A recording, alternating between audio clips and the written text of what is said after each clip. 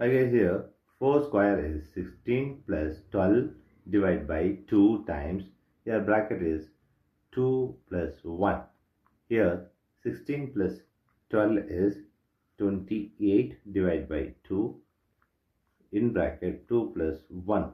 Here 28 divided by 2 is 14 times 2 plus 1 in bracket. Here 14 times this bracket is 3. Here 14 times 3 is 42 is the wrong answer. As per this order of operation, this 42 is the wrong answer. Here we are going to introduce this PEMDAS rule from order of operation. This is a bracket. This is exponent. M stands for multiplication, D stands for division, A stands for addition, S stands for subtraction. Here multiplication divisions are equal priority. Also this addition subtractions are equal priority. For this equal priority, we are going to introduce another rule called left to right in the problem. Now we are going to solve this problem in correct way by using this order of operations PEMDAS. Here, as per this order of operations PEMDAS, the bracket is higher priority. So we have to do this bracket before any other operation. So 4 square plus 12 divided by 2 times.